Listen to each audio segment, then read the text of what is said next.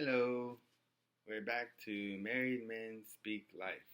MMSL, there goes my wife, and this is good stuff. So, the topic for today is conflict. What is it? What should we do about it? How do you respond as a married person to it? First, I think that conflict is all about disconnection. Because I believe marriage is largely about connection. It's about a connection that mirrors or somehow embodies Christ's connection with his church. And that connection is loving and unifying and beautiful. And marriage is the same way. And we show that forward as witnesses in the world. And so then arguments of various kinds would just constitute disunity and disharmony and disconnection. And it should be something that's seen as ugly and not desirable. Hopefully, if you're a married person, you're not looking forward to your next fight. I pray that you never would look forward to the next fight. That's definitely one piece of advice. In terms of how you can deal with and respond to conflict in your marriage, I would say, first, do not consider yourself better than you really are. Bible teaches that. Christians believe that. I think so much of the world will tell you that, hey man, you're the center of the universe. You're the center of the world, Do you. Get yours. Make sure that you're happy. And if this person doesn't contribute to your happiness, then they're wrong. Why? Because you deserve it. You deserve to be happy.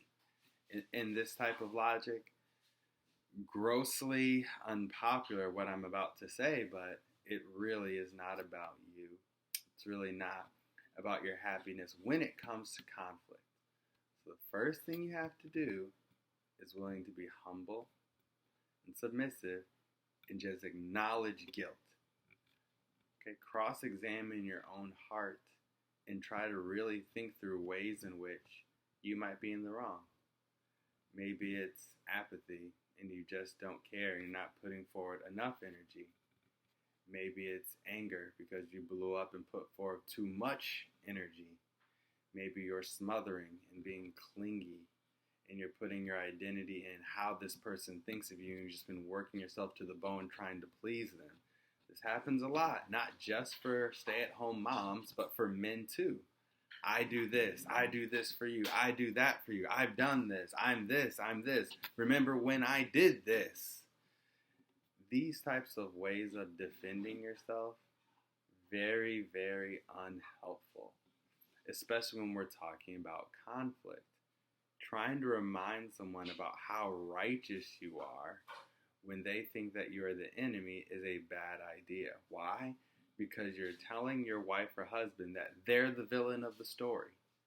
In your marriage, in your family, they're the villain and you're the hero.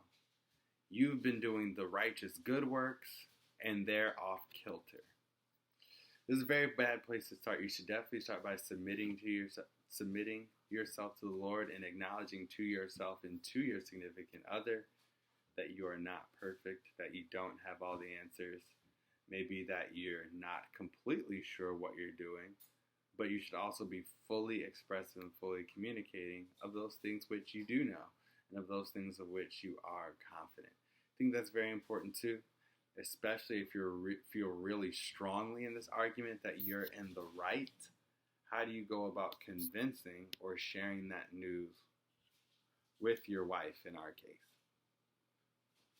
Couple thoughts.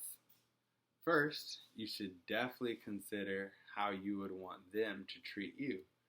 Basic golden rule that's found in Scripture: treat others the way you want to be treated, right? Love your neighbor as yourself. A lot of us don't like being condescended. A lot of us don't like being talked down to. Likewise, we should not do this to our significant others. We should not be talking them down. We should be treating them the way that we would like to be treated if we were wrong. We should be, therefore, extending grace. We should be striving to be patient.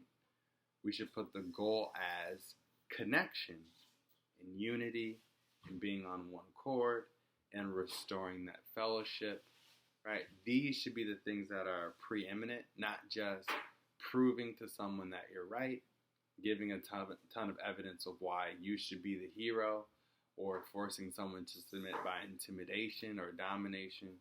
This should not be named among us as married men, period on that. So these are just some of my overall quick thoughts about conflict in marriage, what it is, some pitfalls, and what you should do to positively respond to it. If you have any thoughts about this video, feel free to hit me back. Feel free to post. It would be good to keep the dialogue open and going. Married Men Speak Life. My name is Derek Porter, and we look forward to talking to you next time.